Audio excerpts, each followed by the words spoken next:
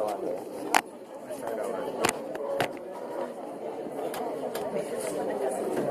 Es mi chota. Ajá.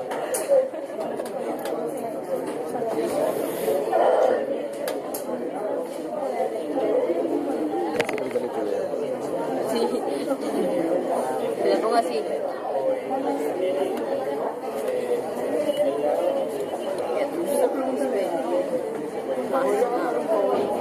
Más Nike, más Nike.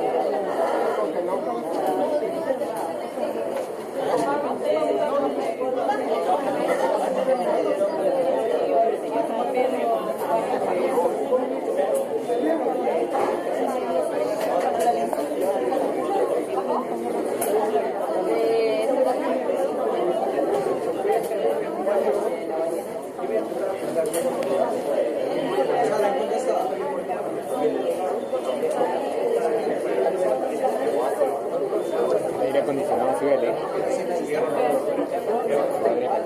Silencio, por favor.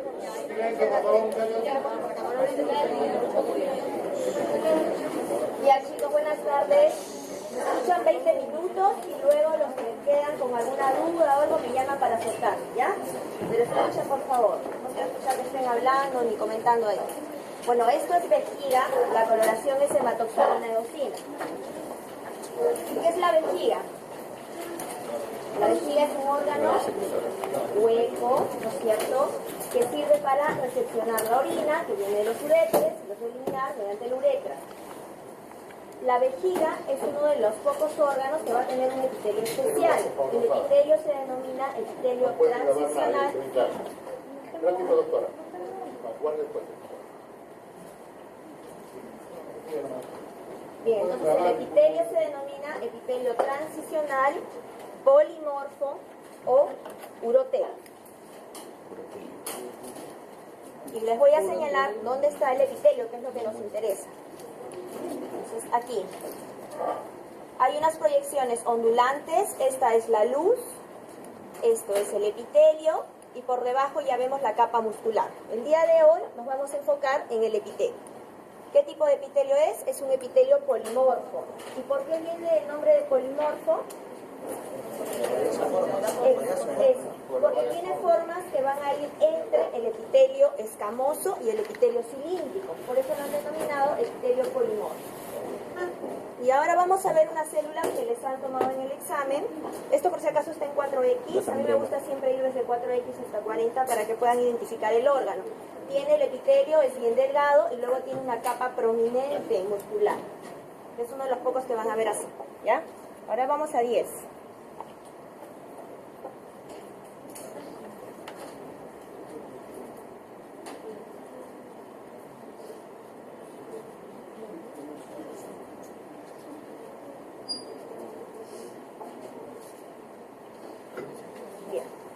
Entonces en 10 ya vamos viendo que es un epitelio que tiene varias capas. En la vejiga, el epitelio transicional tiene por lo menos de 5 a 7 capas.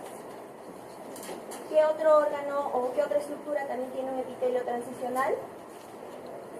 Los uréteres y la pelvis renal. Mientras van ascendiendo, este epitelio se va adelgazando. Entonces en vejiga vemos de 5 a 7 capas. En los uréteres vemos de 3 a 5 y en la pelvis renal vemos de 2 a 3. Todos son compuestos, ¿no?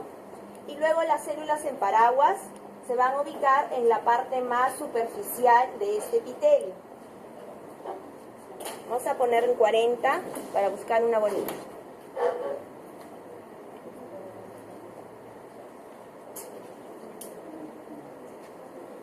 Wow.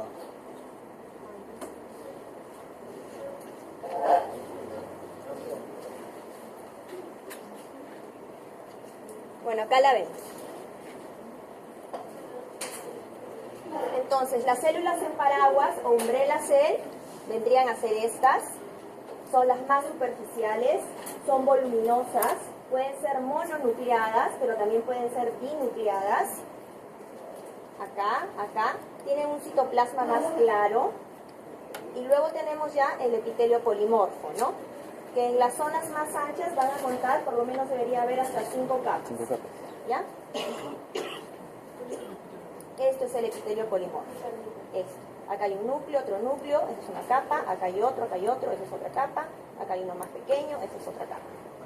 ¿Ya? Entonces, esto es el epitelio polimorfo, tiene varias capas, son células de aspecto poligonal, tienen un citoplasma amplio y un núcleo redondeado o ovalado con una cromatina bien laxa. Laxa me refiero a que no es muy basófila, no es muy oscura.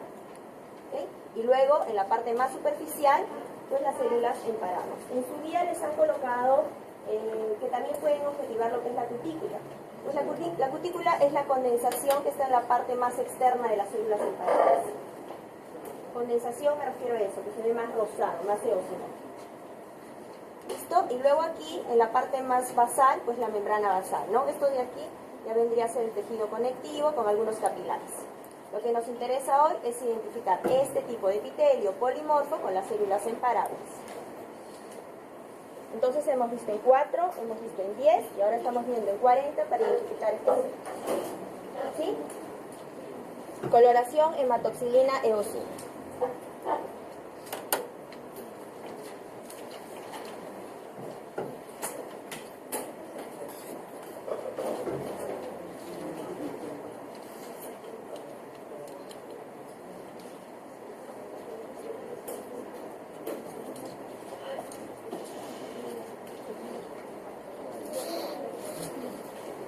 Vamos con la segunda lámina, esto es, ya lo han visto la semana anterior. ¿Quién me dice? Pulpejo de Muy dedo. bien, pulpejo de dedo. La semana anterior lo utilizábamos para ver formas celulares, ver cómo se veían los fibroblastos en la dermis, fusiformes, lazos, silencio, a este nivel, ¿no?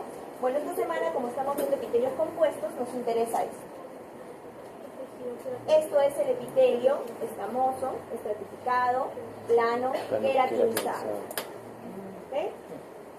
Esto es el epitelio, que vendría a ser la epidermis, y luego tenemos la dermis, y ya más profundo tenemos la hipodermis. ¿Qué nos interesa hoy día? La epidermis. Y esta lámina es muy interesante, porque no en todas las láminas de epidermis vamos a ver esta capa tan gruesa. Esto es lo que nosotros denominamos la piel gruesa, que solo las vamos a ver en la palma de la mano y en la planta de los pies. Más o menos mide 5 milímetros la epidermis. Y luego la piel delgada, que la vemos en los párpados, en los antebrazos, en el tórax, mide 2 milímetros aproximadamente. ¿Listo? ¿Y eso por qué? Porque se diferencia en esto, en esta capa, que también se les preguntó, ¿qué es la capa? Córnea, muy bien. ¿Qué es la capa córnea? Entonces a este nivel identificamos epidermis, dermis, y luego vemos esta capa bastante gruesa acelular, que es la capa córnea. Vamos a mayor aumento para ver capa por capa. Por favor, el dibujo de piel es en 4, ¿ya? Del anterior pueden dibujarlo en 10 y en 40, pero este sí me interesa que lo dibujen en 4. No, o sea, el menor aumento en 4. Pulpejo. Pulpejo, sí, ajá. Solo en 4. 4 y 40.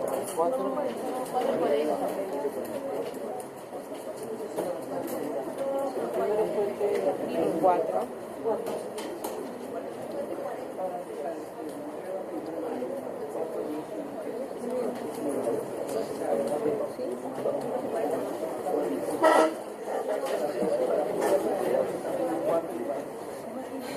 Bien, entonces ahora vamos a ver capa por capa el estrato de la epidermis, ¿ya? Empezamos desde la parte más profunda, esta es la parte basal, la capa basal o capa germinativa, que es una monocapa, es decir, solo tiene una hilera o fila de células de aspecto cúbico, que son las que están metabólicamente activas, porque son las que van a regenerar luego y van a queratinizar, que son estas de acá. Y luego hay una segunda capa, que es aproximadamente de 5 capas, que se llama el estrato espinoso. Este estrato espinoso tiene células de aspecto poligonal.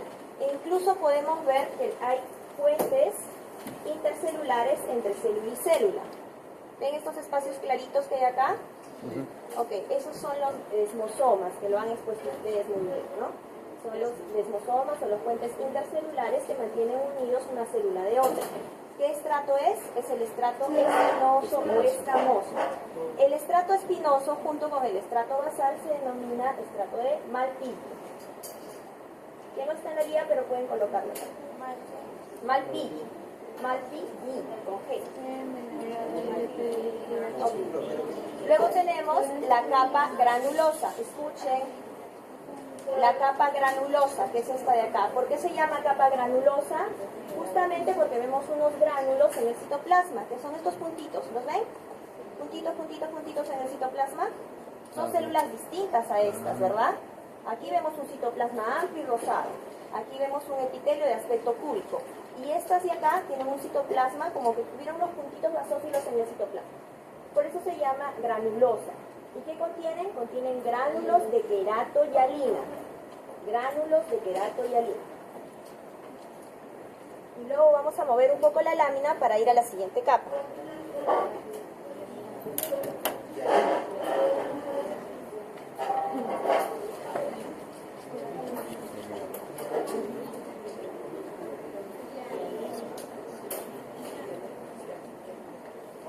Más arriba, ¿no?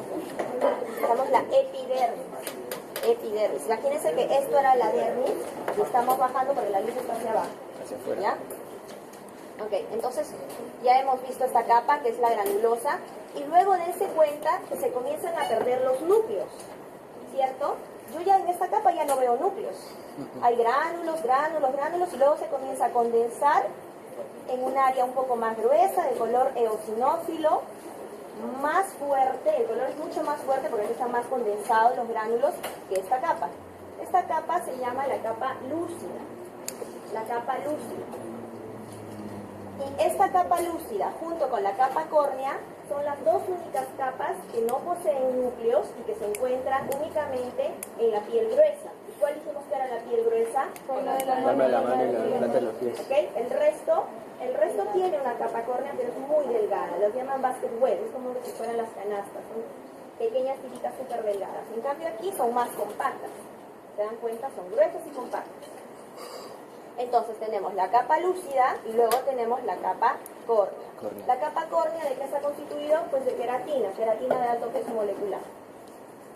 ¿Y por qué es de alto peso molecular? Porque necesita tener resistencia. Entonces acá ya hemos visto todas las capas del epidermis. Vamos a regresar en 10 para que identifiquen.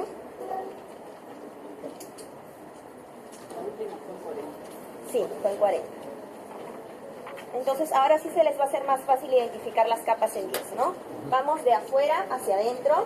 Capa córnea, capa lúcida, capa granulosa, capa No, eso es espinoso, espinosa. escamoso y capa basal. Capa basal. Aquí lo que tu compañero estaba confundiendo un poco, esto es la dermis. La dermis. La dermis superficial. Y estas prolongaciones de la epidermis hacia la dermis se llaman crestas epidérmicas.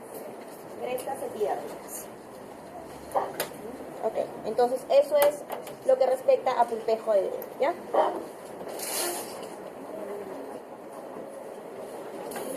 Estas epidérmicas.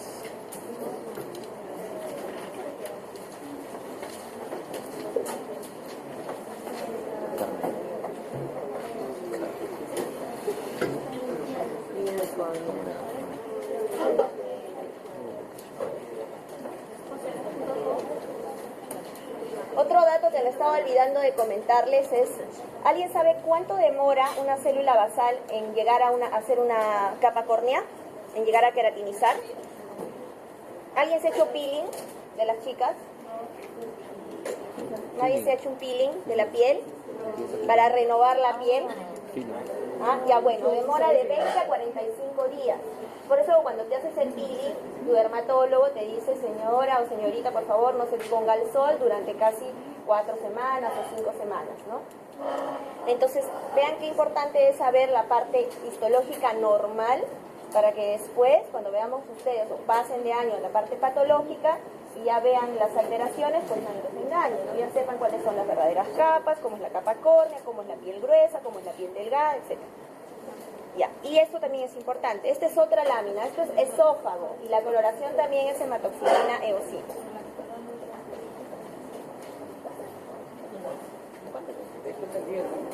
Ya, y esto es 4. Yo empiezo siempre por 4.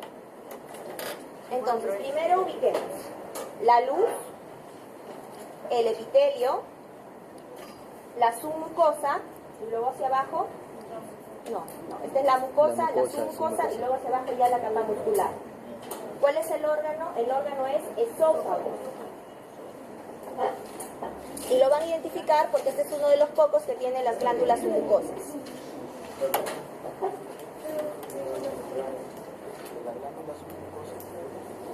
Sí.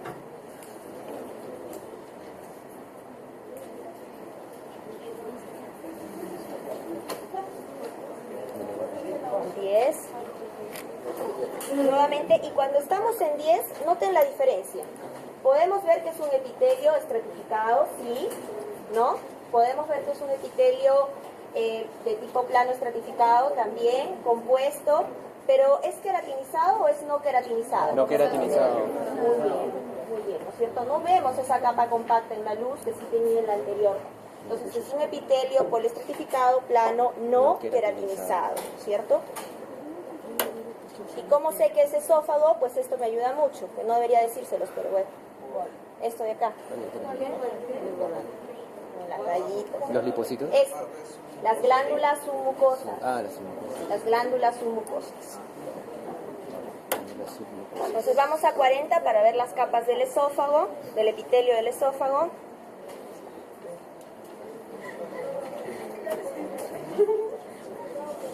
Silencio. Yo ya estoy acá con chicos, supongo que todos mayores de 18 años, ¿no? No vayan al colegio. Pero ya son universitarios. Ya, entonces aquí, la capa basal, similar a la anterior. Estas son las células intermedias, que son las poligonales, y luego tenemos las superficiales. Noten que mientras van madurando estas células hacia la luz, se van aplanando, ¿cierto? Entonces estas son cúbicas, estas son poligonales, y luego esta cambia un poco la forma del núcleo, deja de ser redondeado para ponerse un poco ovalado, ovoide, ¿no? Se va aplanando. Ok, sin embargo no le vemos la queratina por eso. Listo, entonces esto es esófago, la coloración es HE, esto sí lo pueden dibujar en 10 y en 40.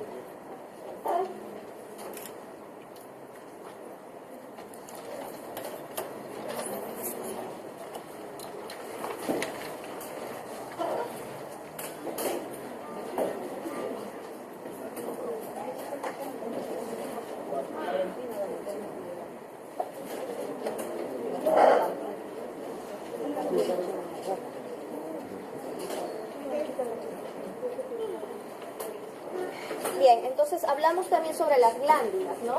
Glándulas endocrinas y glándulas exocrinas, ¿cierto?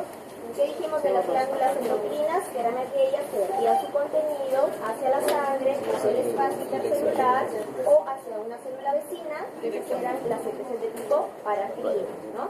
Bien, entonces este órgano es tiroides, es una glándula de tipo endocrino, es muy importante. La falta de este órgano en los niños puede producir hasta un cretinismo, que es una alteración en el crecimiento y en el desarrollo del cerebro de los niños. ¿Qué más? En algunos lugares endémicos donde hay déficit de yodo, pues se produce el bocio, los hipotiroidismos, ¿no es cierto? Donde vemos unas masas enormes que vienen de pacientes de provincia, pues que no es sino la falta de yodo de la alimentación que han tenido estos niños desde pequeños, ¿no? Entonces, ¿cómo yo sé que esto es tiroides? ¿Qué les llama la atención?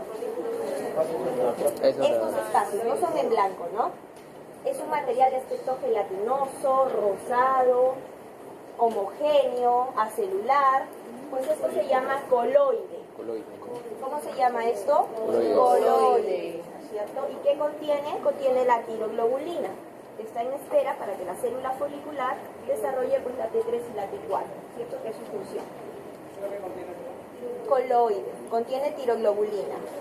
Y luego este coloide está suelto o lo ven en espacios de aspecto quísticos pequeños y grandes. En espacios Grandes, pequeños, grandes, pequeños, ¿no? Entonces deben estar contenidos dentro de algo. Vamos a ver 40 para ver dentro de qué están contenidos. Esto es 10, chicos.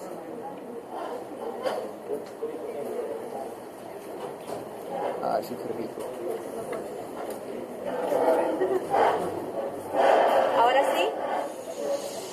Ya acabamos. Este es el epitelio, ¿ya? Epitelio cúbico simple. Es muy fácil de distinguirlos. Tiene solo una capa, son células que tienen el núcleo redondeado, que tienen un citoplasma amplio, ¿no? Generalmente en los espacios más grandes que van a ver, estos núcleos tienen una tendencia como a elongarse, ¿ok? Como esto de acá, por ejemplo. Pero no deja de ser un epitelio cúbico. Entonces, este es el objetivo de la lámina. Saber que este es un epitelio cúbico simple, forma folículos, y que dentro de esto se encuentra el coloide. ¿Ya? Listo.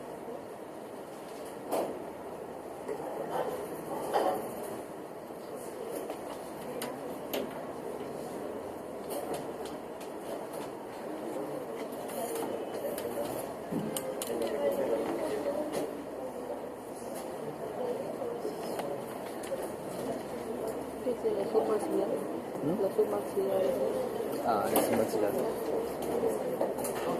Ah, pero es una parótida. La parótida es un maxilar, se parece. Esta. Son iguales.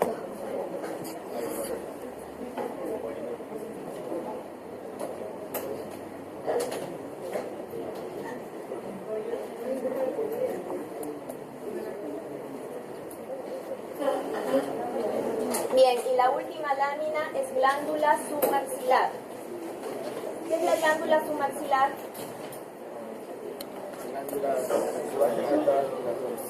Es una glándula salivar mayor. Muy bien.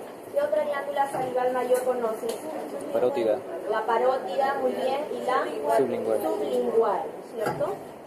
Entonces, ¿cómo yo sé que esta es la submaxilar y no es la sublingual o no es la parótida? Los acinos, Por la pregunta del examen. Justamente por la pregunta los del acinos. examen. Por los tipos de acinos que contiene esta glándula. Entonces, la respuesta era 3, ¿no es cierto? Mixtos. Tiene acinos serosos, que son estos, que se ven más rosados, que tienen forma piramidal, que a mayor aumento vamos a ver los gránulos pequeños que tienen el citoplasma. Luego tiene acinos mucosos, que son estos de acá, que tienen el citoplasma prácticamente claro o transparente, ¿no? Y luego acinos mixtos, que tienen dentro del mismo acino glándulas de tipo mucinoso o mucoso en el medio, y en la periferia tienen los serosos. Y a esa porción serosa periférica de los acinos mixtos se denomina la semiluna de Janus. Ahora vamos en 40.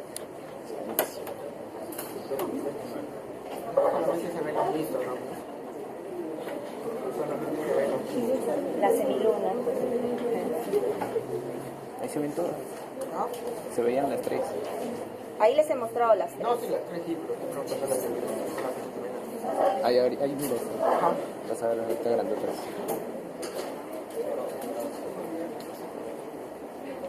Bueno, entonces...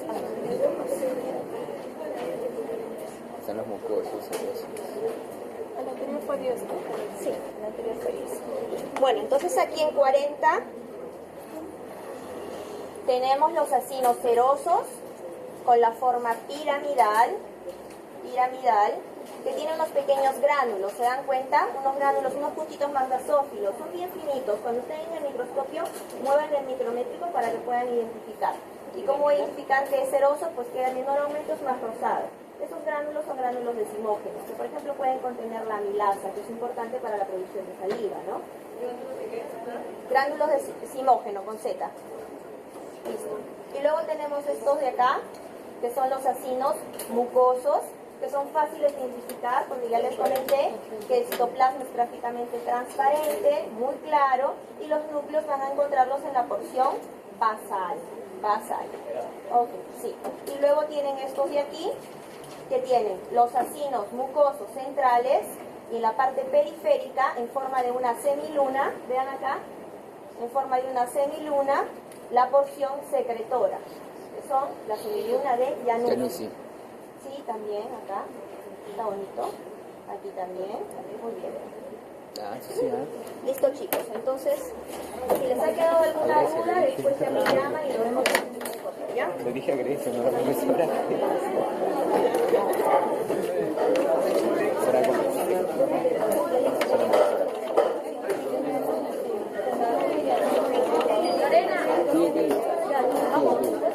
Micro. ¿Bien persona? Oye. Toma, toma.